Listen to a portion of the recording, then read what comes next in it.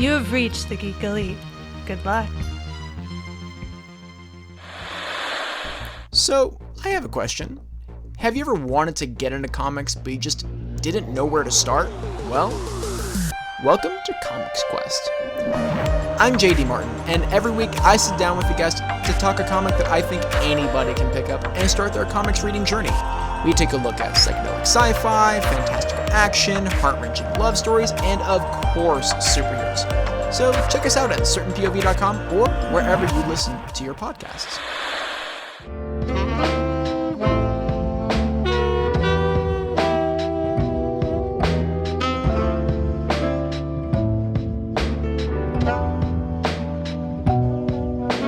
Welcome back, everybody, to another episode of Love of Pages. I'm struggling because there's a slight delay between Jessica and Steven, who were both trying to count me down.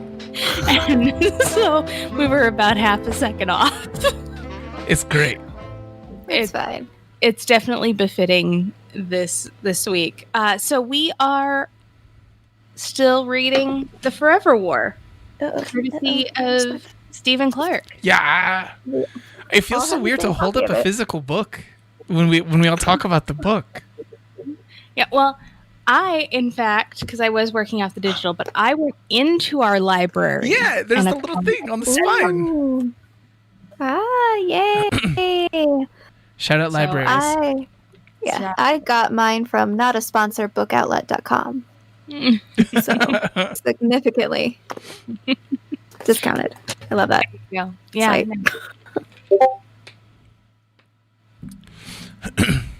Sorry, I got a notification from Craig. Was it the one where Craig goes like, "I'm leaving, but I'm still recording. Don't worry." It says I've experienced a disconnect. Ugh. I mean, it's still here, and I've got local recording here too. Perfect. These are the fun things that you deal with, dear listeners, while recording a podcast. Yeah. I know, right? What's happening? The technology is failing. So exciting. So we're in portion 2 of this book. The book is handily divided into 3 portions already. So it's very convenient for us, and they're labeled based upon his rank at the time, which I thought was very, very helpful. Although it did kind of clue me in. I mean, because I feel like it definitely gave the spoiler away to going from the second to the third part. Yeah, absolutely. By having it named that way, but it's also kind of like that's what you would expect anyway. So, I mean, the title does say Forever War. Yeah, he's constantly in it. But so we open back up, and he has been promoted to sergeant. Mandela. And so he's in charge of his group. It doesn't sound like they replaced very many, just a few. Mm-hmm. But they have left Stargate, which is the big base. Yeah. So this book was written in 1974, we said last time? I think that's right. Mm-hmm. Yeah. When did Stargate, the TV show, come out? So the movie would have happened in the early 90s, and then the TV show followed shortly afterwards. Okay. Yeah. So this definitely predates that. Yeah, and I think they don't say Stargate in the book that Stargate is taking its theory from, Chariot of the Gods. I don't think they say Stargate in there either, because that book would have been older than the movie. In the movie. I was just curious. But actually, before we jump in, I almost forgot. It's true. It reminded me. Our beverage this evening, Jessica, what are we drinking? We're just drinking wine. Yes. I have a white Pinot Gris. And I've got a Pinot Noir. So I'm drinking red, which is befitting. So we chose this beverage because, spoiler alert, Mandela and Mary Gay end up back on Earth. Mm-hmm. Is that how I pronounce her name? Mary Gay? Mm-hmm. So that's how I've been pronouncing it, so perfect. I hope so. As long as we're all on the same page, I'm good. end up back on Earth, and they decide to spend all their money on a trip around the world, which is exactly what I would do in their situation. Totally what I would do too. But they go to London, they have a lovely meal. He gets steak with wine, she gets seafood with wine. So we weren't sure what they were drinking, so we split it 50-50. There you go. At least we're going to pretend like we did that intentionally and not because that's just what we had opened. Yeah, pretty much. not that reason. It's fine. It's fine. So that is our cocktail for this evening. If you'd like, open a bottle of your favorite wine and drink along. Believe or Stephen, drinking. I have pink cranberry juice. Ooh. Yeah. Also sounds good for the That sounds digestive nice. tract. Yeah. While you guys go grab your wine, just go ahead, leave the podcast running, then come back, and then just pick up from the beginning again and start playing it from the beginning again with your wine this time. Just go ahead and give us the 2 views/listens. Thank you. Yeah, There that'd you be go. great. Yes, I do. So we open, and they are in a ship called the Anniversary, which seems to be what I would equate to an aircraft carrier in space, Yeah. in terms of size, because they've got several squads, or what they call squads. I'm not entirely sure how big the squad is, so I don't know if it's the equivalent to the current Army squad or not, but they call them squads. In any case, they are trying to outrun the Taurons while heading towards a Tauron base that they're going to try and take over. And this is where I always run into issues with these kinds of books. I understand why they're doing it, and Jessica's a writer probably really appreciates it. But the attempt to educate me on the theories of relativity and the necessary difference in timelines on how this works, not going to lie, I struggled reading through this because I was like, this doesn't make... Sure Yeah. thing. I get the point of a sci-fi trying to describe relativity to people. I don't think anybody has successfully described it that I have read. Not that I've read a lot of sci-fi, but like the one thing that I know showed relativity really well was like Interstellar showed relativity really well. But like I think there was a line that was basically all you needed, but it was said after all that jargon, which is just Mandela going, basically they're in the future. Like, and we're now. Yeah, absolutely. We're fighting their future selves. Like, that's just how, like, that's all I needed. I don't need the theory of relativity done so many times. The other theory that also likes to be thrown around is Schrodinger's theory of the multi-dimension universe. And I have read several descriptions of that one. But yeah, no, I am with you. I'm like, I could have dealt with 2 sentences in total. Yeah, The first being that, so they are always our future, we're their past, but then we will also be their future and they will be our past at some point. It will flip. We It's don't know, like- we don't know where. But It's like, will flip. it's almost like how Arizona doesn't do daylight savings time. So like when we go visit San Diego, we know there's a time where it's like, oh, it's going to be even time. Like, I'm going to need this much downtown. But then we know there's also that time period where we save an hour. So you're like, yeah, I traveled into the... Honestly, when people start talking about daylight savings time, and they're like, okay, no, it's this time here and this time there. I do the exact same thing that you guys were saying about when someone starts to go into a technical explanation.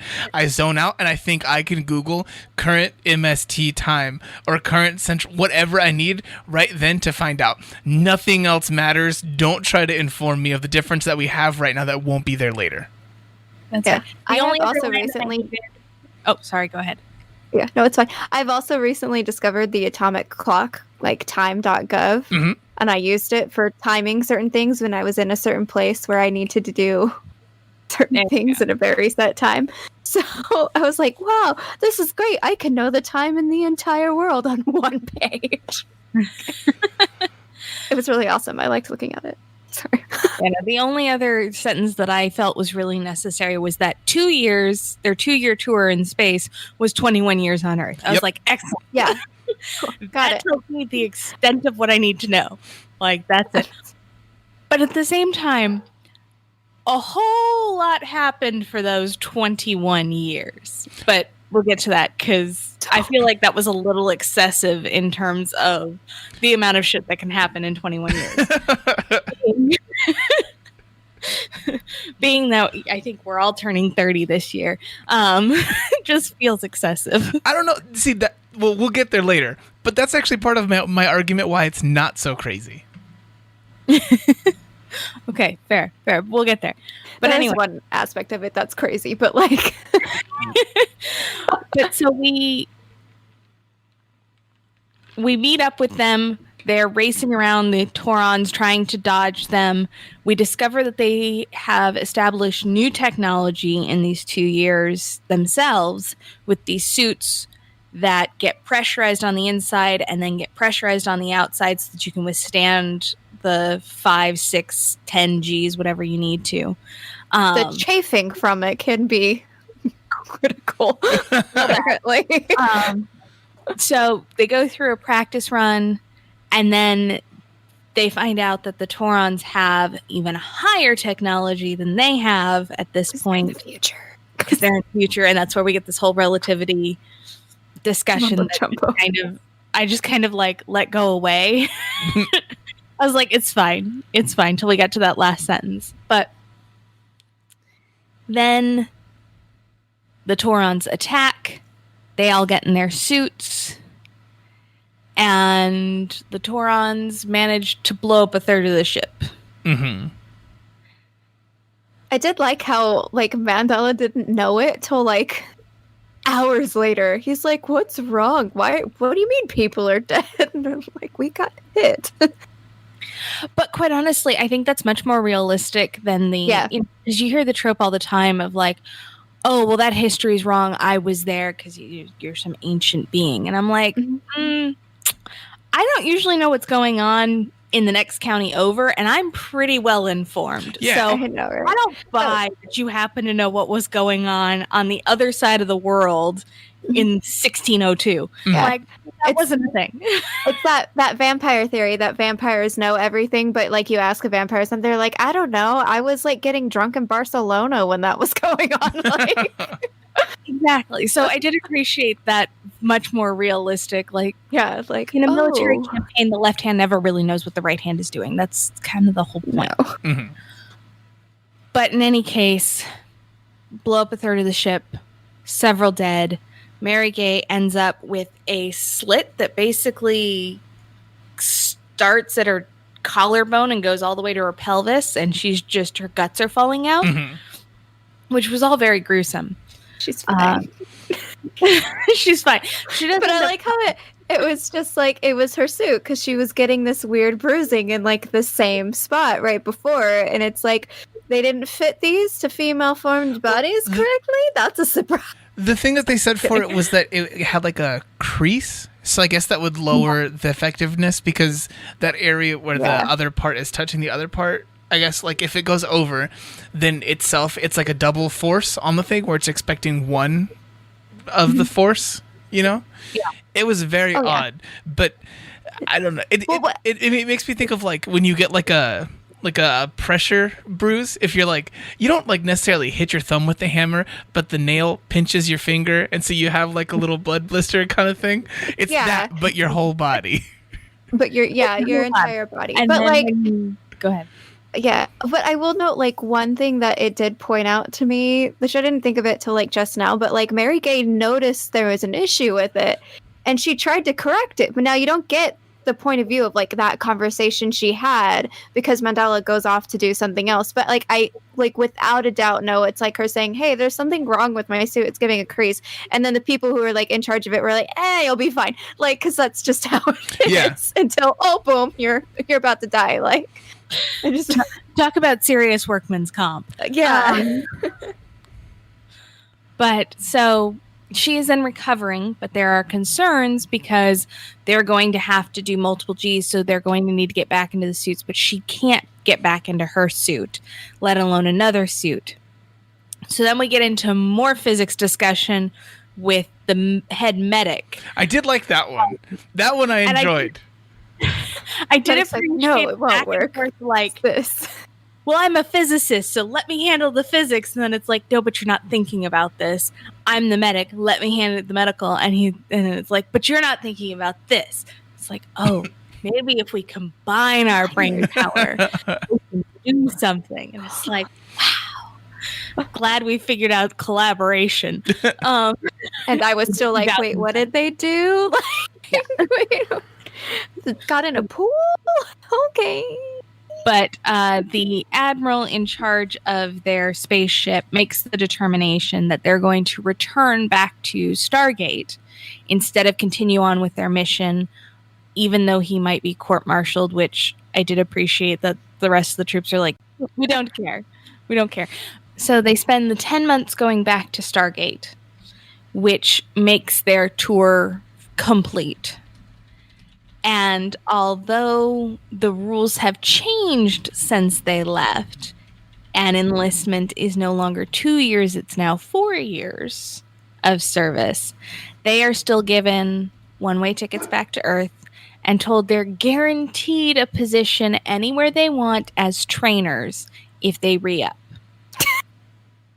Just like, I know it's jumping ahead, but like, I'll get to it when we get to the end of this because that is just the best. This was to me the best representation of how the military works. Like this little tidbit of yeah. You'll be a trainer and you'll get to choose what base you're on.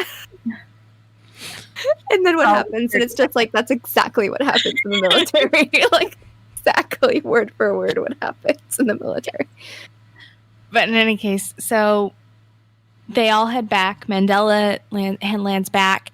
They are the first round of veterans back because they were the first round of veterans out. And it has been 21 years since they left, but they have only aged 2 years. Mm-hmm. So there's now really weird time distinctions. Mm-hmm. But in any case, Mandela returns home to find out that his father has died and his mother is living in a high-rise now. There apparently was a rations war, and that cut the global population down to 4 billion, and now it's back up to 9 billion, and everything is handled through the UN. Yeah. Everything is done based on calorie rations. Mary Gay's parents have ended up in a commune because her dad did something illegal and basically was given the option of go to prison or go to commune prison. Yeah, because of the way jobs work in this time. And although they have huge amounts of money because they've been obtaining a salary for 21 years and the time value of money, because of how much more expensive everything is, it isn't actually that much money. In any case, they go home. Mandela discovers that you have to hire a personal bodyguard to exist in the world. Mm-hmm. And he's got to go to a black market dealer for a job because he has too much money to get a job. Yeah. And in any case, and his mom is working as a black market radiologist, basically. Yeah. It seems like she's working someone else's job. Correct. Yeah. And he really wants to work as a physicist, teaching, doing research. And basically the black market dealer is like, yeah, you're not going to be able to teach because I can't have somebody who's public facing. And apparently school is now which was very poignant for 2020. School is all online in giant Yep. arenas, which is a little disturbing, but that's okay. A little too close to home for this year. One of the things that I think was actually interesting is that basically everyone, like the job economy is basically everyone has everything but also nothing in jobs, which is kind of what jobs are now. Like everyone is doing, like we treat like the idea of like a side hustle or gig work as what people would have previously done as like careers. That's kind of where we have ended up. And it was pretty interesting. I mean, we're not at a point where calories are the currency but Yeah. Who knows? But in any case, so he gets on the list for a black market job. He goes and purchases a cannon, a hand cannon. I mean, really, that's what that is. At first, he wanted a laser. Then the guy. I did appreciate the fact that he had to keep reminding people, like, no, I have no idea what's going on. I left 21 years ago. I got no clue what's going on. Try again. Homosexuality has become basically the norm. Mm-hmm. In an effort to reduce population, it's highly encouraged. He meets up with Mary Gay. They decide to take a trip around the world. They get to London. He kills somebody because they're trying to rape a girl and basically gets told, no, leave that to the police. Through interrogation under hypnosis, which there's all sorts of issues that I have with that from a legal standpoint, but that's besides the issue. And they decide that they don't know enough about this world to continue on their trip. Which is quite possibly, like, between that idea and having to constantly just readjust to the world in general and constantly remind people, like, no, I'm asking a basic question. For me, for you, this is just a part of life, but I am not familiar with this. That's, I think, one of the most potent like commentaries on as a person who was coming back from the Vietnam War. Like, it was a massive time of change for everything in general. So he was not at all far off from what that would seem like, even though obviously we're talking in like these like crazy extended kind of ways with like aliens and everything else. That's representative of that experience. No, very true. It is very, very true. So, and I think it was also the wisest decision they made in this entire section was like, maybe we take it slow. Maybe we go home. We figure out which end is up. Then we'll worry about taking a global trip in the world we don't understand. But they go back. Mandela finds out that his mother has taken a lover that he didn't know about. It makes him very uncomfortable. He gets adequately scolded for it, but he decides to head to Mary Gay's home in the commune with her parents, where they're subsistence farmers. And he very much enjoys the just hands-on labor, the community. They take turns doing watchtower, and then the commune gets raided. And Mary Gay's parents both die. And Mary Gay finally kills somebody because, as we remember from the first part, she refused to kill a Tauron. And so she struggled with that, but she ends up killing the thieves as they try to come in the front door after having shot her mother, which, quite honestly, is a pretty triggering experience and would probably make a person who's not comfortable with taking another life a little more comfortable with it if your mother's dying in your arms. Yeah. Tonight. It must have been something they did.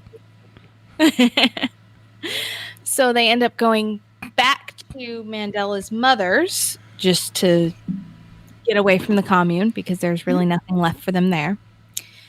And they discover that because Mandela's mother has turned 70 and she's been deemed unimportant, she's been given a health care rating of 0, meaning she is not to receive any medical treatment. Which is honestly, like, again, a good parallel to now in so many different ways, because essentially she's determined to be not a priority because she is over the age of 70.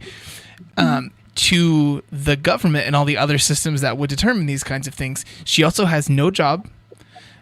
She's just living off of whatever thing that she's given, like the government stipend kind of thing.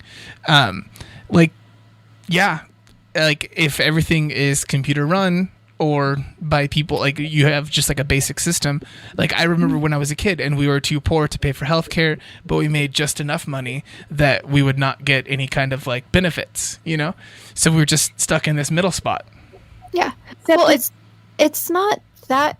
I mean, it happens nowadays too in like extreme situations, like when you have a really like massive, like 500 people are injured, and in that time, like you have to go through and you tag them on who is worth saving and who's not, and you determine it by their age and all these other things that go with it. That like they like, I don't have time, I can actually save this life, kind of.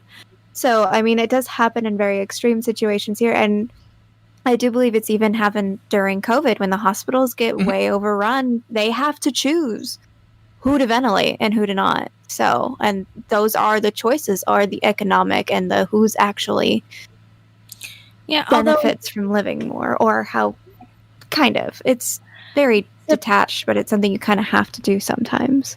Except at least typically in triage situations, it's more likeliness of survivability and not necessarily your worth as a human being should you survive. In that situation, this is definitely way more extreme, but she does get ruled out for being over 70, though. That's part of that one. Like in a triage situation, if you have like a person who's 70 or whatever, and a person who's 25, and they both have the same condition, she's graded because she's over 70. She is not deemed 0 because she's 70. She is deemed a 0 in this situation because she doesn't have political clout.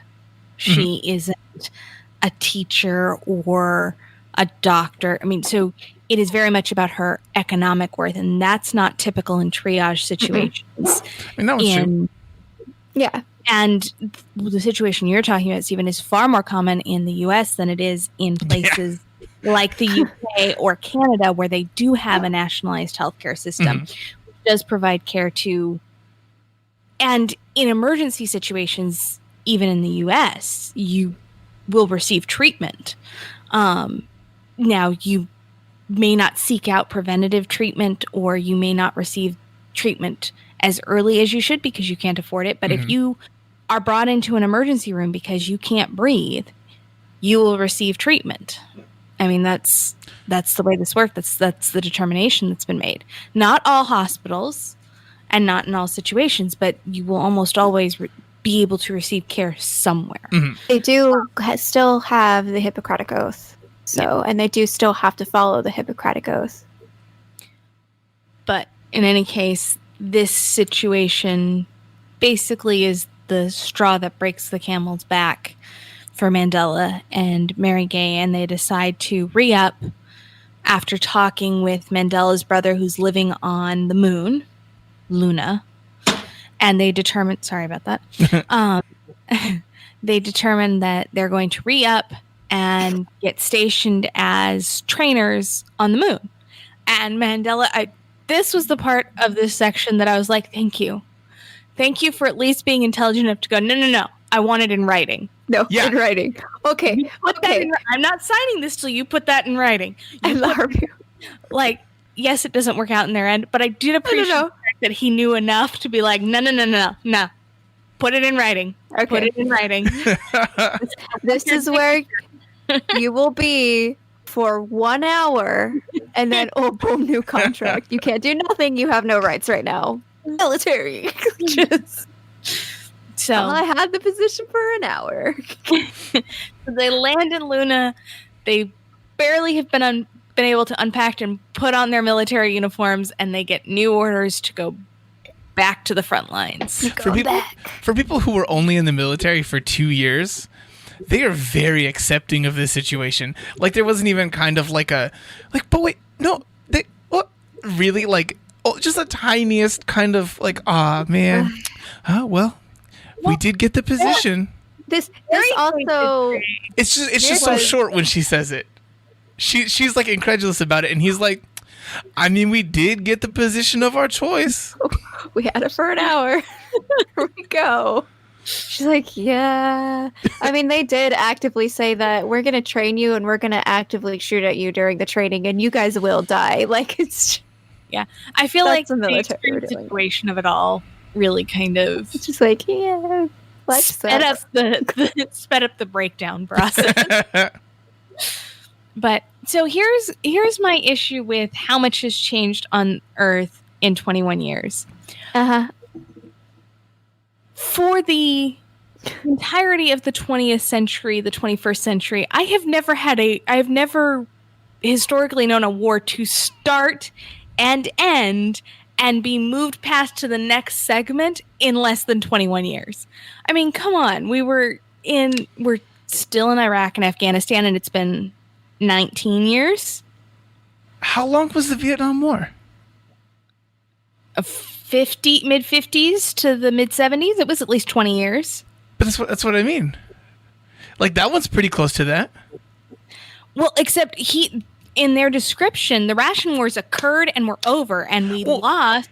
I mean, because we got down to 4 billion, and we're now back up to 9 billion. So it didn't just end; like it had to have ended a while ago. The idea of like the rations war, it's more of like a thing of like resources and such. Like, don't get me wrong, there are like actual conflicts in this one, but it's not like the whole thing for it was like it wasn't like Road Warrior everywhere, and people were like punching each other for a Gatorade. Like, I think it's a lot more like you had massive killings and uprisings from people, and you killed off half the population. For that one, I still don't think it was as crazy as what the other stuff was, because everyone, like, people did things, and then it's still like it essentially people tired themselves out in the thing. Yeah, I just have a real hard time with the concept that a global war took. Maybe 5 years. That's not my issue. Seem rational. No, it's that like, can happen in 5 years. If you get to a point where everything is about something that's a global resource, I think it would boil down a lot faster, because you get to a point where you're starting to use that resource that you're fighting over to fight the war, and at some point in there, people, like, not that cooler heads will prevail. It's that one person's gonna go, shit, we can do this. I'm sorry. We can do this for 2 more years, and we have no more of this. They have 2.5 years worth of this, and then what will we have? And just simple. It's not a global resource, because not all people, not all places are situated to grow food sufficiently. That's the thing. Not everyone is situated to like grow food and everything, but the places that grow food don't also do a lot of the industrial things. At this point, we would have already had like a global economy beginning in a real big way, even though it wasn't as crazy as it is now, where everyone is like so codependent, you know? It's just, I think you would already be in a spot where people would realize we can't succeed without this other thing being here. So fighting with the people who do all the production. I agree with your premise, except for I don't agree with your timeline. It's not a 2-year question. It's easily a 10, 15-year question. I'll take that one. I understand. Like, it's just that's not something you resolve. I mean, because quite honestly, our wars in the Middle East have mostly been about oil, which is a finite resource. The only other thing I would say for this one is that in this world, it might have also just been companies that were vying for like military, like the military complex side of things. Mm-hmm. It could have all just been like this giant falsehood, like an actual war. It's like people are playing chess, but with like real world things. Well, I mean, they're already doing that in our world, and it just takes them a lot longer to complete the chess game than 2 years. It's true. I don't need a 2-page description of relativity. I need like a 2-page description of how the United Nations takes over the world. Right? Thank you. That's what I need. Powerful government. I'm like, I don't think you understand. And then the United Nations took over all of the governments, and I'm like, the United States government does exist, and I don't think they'd be okay with this. Like, I need to know how this happened. This whole time period for sci-fi or anything that had like a basis in any kind of real world thing, everyone talks about the UN so much. so I know, much. I've noticed that before. And like anytime, like now, if we're in a real world situation, the UN is basically the Supreme Court. Like it has power because people say it has power still. If anyone really disrupts anything, it sits back and goes like, I don't know anymore, and then it has no power. What? Like it's What? paper currency. The UN is paper currency. Yeah. But so that was where I was like, nah. Now you don't have a global war over food and the ability to ration things and a class war in a 5-year time period. Because it definitely, like, when the, recent From Earth guy comes up to Stargate and is explaining this, like, he's like, oh yeah, no, it happened and then it was over and this is how we switched and this is now where we're at. And I'm like, no. I totally forgot about that part. The guy from Earth, and he was like the gay guy, but he was like the gay guy of gay guys. Like where he was like, what did Mandela said? Like he was very clean faced and like wearing makeup and had his nails manicured, and it was really described like, I'm gay, deal with it. This is normal now. And I laughed so much. I was like, this is a 1970s book. Like this is great.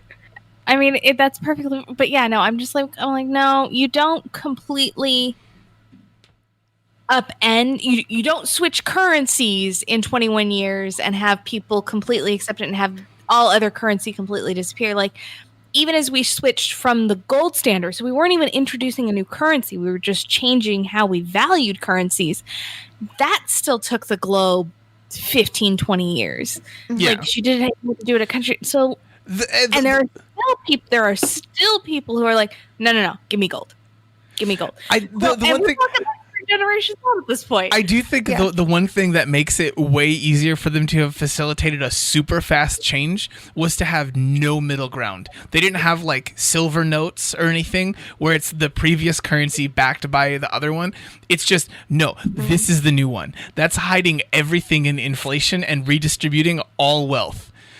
In that one, they could 100% have done it. I don't know if it goes that fast, but that facilitates a much quicker change.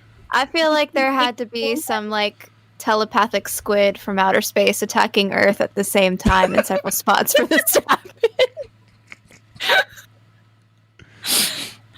If you don't catch the reference, please go back and watch the Watchmen and listen to the Geeks Watch episodes from early 2020 in January, where we discussed this very issue.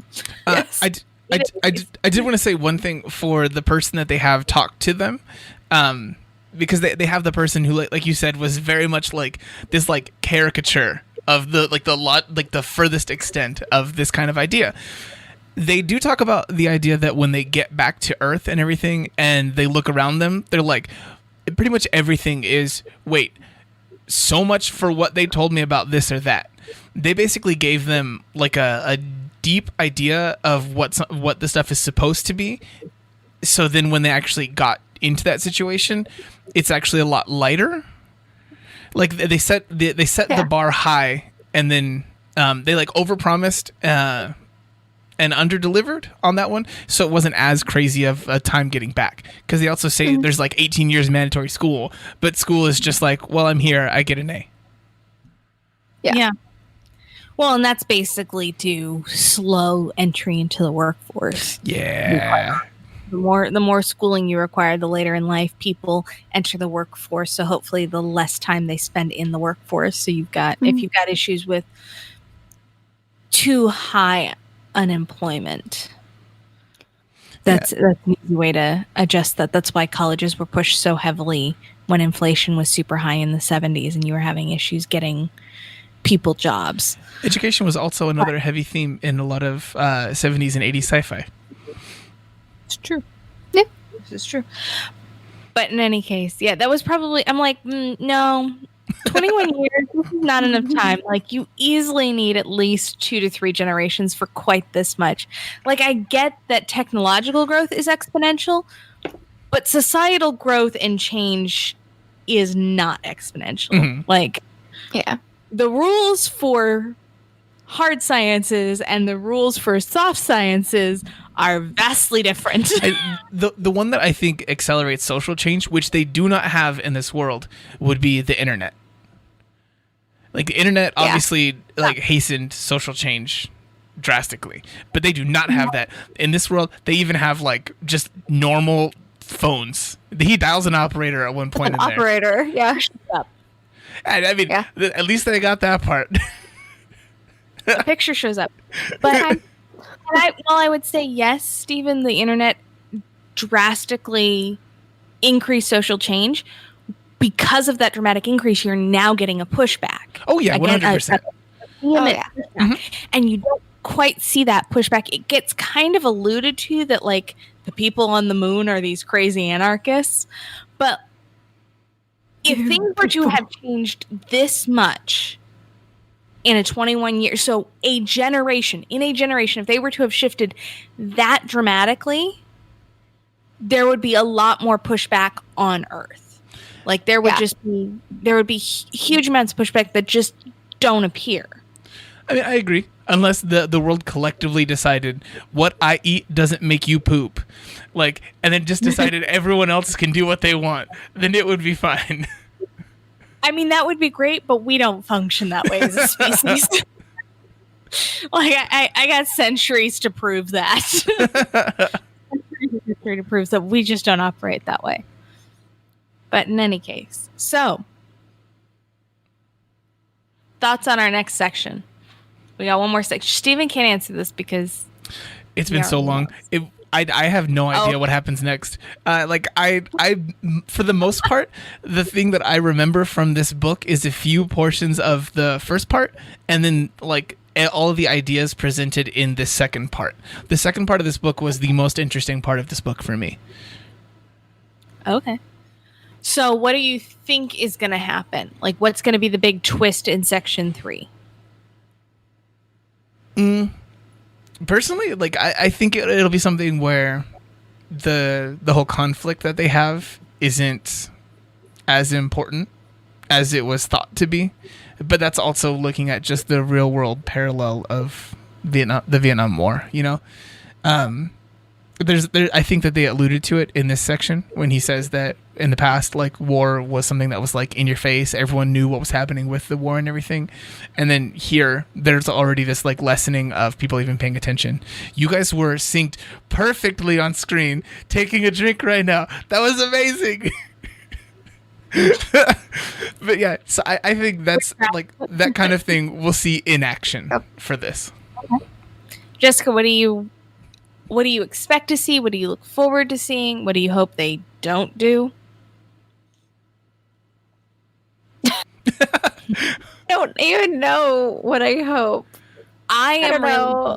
I don't read a lot of war novels for a reason. Like, I watch a lot of war movies, but I don't read about war. So I don't know. I don't know. I hope he becomes a general. I am really the thing I'm hoping not to see is the very cliche, like, he finally meets a Tauron and has this exchange and becomes like an advocate for ending the war. Because I'm like, that's great and that's a good moral to a story, but that's not realistic. Don't read the later Ender books. I mean, that's fair. The first one's fantastic, and I don't have a need to go on. I mean, it kind of sort of happened in the first book, too, though. Oh, yeah. In this little thing. Like, it's introduced in the first book. It's introduced in the first book, but it doesn't go to the full extent of the cliche, like... Yeah, because to be fair, he didn't realize he didn't realize actually fighting them. So. Yeah. Ooh, sorry. Spoiler alert. There's a major plot twist at the end of Ender Game. Spoiler alert for a book that was first written as a novella in the 60s. Yeah, but at this point, if you need the spoiler alert, you weren't going to read it anyway. Yeah, that's true. But, okay. So fantastic. Any final thoughts? Because I know I definitely took over on this one because I had lots of complaints about how global society would transition in 21 years. I do think we still we piped in. I think right, Alyssa, or Jess, we talked during the Yeah, the we summary. did. We did. Yeah. I just want to make It's sure I fine. hadn't completely bulldozed over anybody. Nah. No, you have to do the summary because our brains don't work chronologically. Because I would have just started at the end to be like, and then the military gave them the position for an hour. And that was the best thing about the book. This is all I want to talk about. All we need to talk about, because that is true. Join the military. It's a great way to get a good career, but just know once you sign that contract, nothing in your life is guaranteed. I was curious. Belongs to the government. Yeah. I was curious about in this one. When did the GI Bill begin? 19... Wasn't it after September 11th? No, GI Bill was in the 60s. Was it the 60s? I'm pretty sure it was post Korea. Because in here, like, there's no mention of anything even similar in here. I feel like there was something after 9/11, though. I thought that got changed. I don't. I mean, there was a lot that changed after 9/11. Somebody I knew. Yeah. Well, there's something that I remember a No, the conversation GI I had a Bill long was- time ago. The GI Bill was originally passed on June 22nd, 1944. Interesting. But what changed after 9/11 was actually, I believe, the ability to pass it down. So you could use your GI Bill That's for what it is. yourself or for your kids. Mm. Your kids could utilize your GI Bill. That's what it is. Somebody With was talking about. Okay. All right. My bad. Yeah, no, the GI Bill's been around for a long, long time as an incentive. Mhm. Yeah, there It's a really great incentive. was. It's a fantastic incentive. Oh yeah. It's unfortunate that we need such an incentive to be able to get an education and survive, but Yeah. it is a great incentive. Yeah. That's a whole nother set of questions and a whole nother podcast into it. Unto itself. It's Words true. are hard. It's late. I've had too much wine. The wine is gone. It's the wine gone. It's not gone, but it is my second glass for the evening, so Oh, because my second glass is gone, so I win. Jessica wins. Okay, Nothing. Jessica, I win nothing. if people want to congratulate you on winning the wine drinking contest, where can they find you? You can tweet me as J.M. Bailey writes. And Stephen, where can people find you? You can find me all across social media as Peppermint Gentleman or Peppermint Gent. You can find me with the rest of Geek Elite Media at Geek Elite Media, our Facebook page /Geek Elite Media. Please come join us on our Patreon page, where you can find extra exclusives and early releases, all sorts of fun things for this podcast and other podcasts. And if you can't join us on our Patreon, please rate, review, and subscribe on whatever podcatcher you have. It substantially helps us reach out to more people. Archived episodes of this podcast and other podcasts can be found at geekelitemedia.com. Until next time, this is the Love of Pages reminding you to keep turning those pages and always remember to Geek out. Geek out.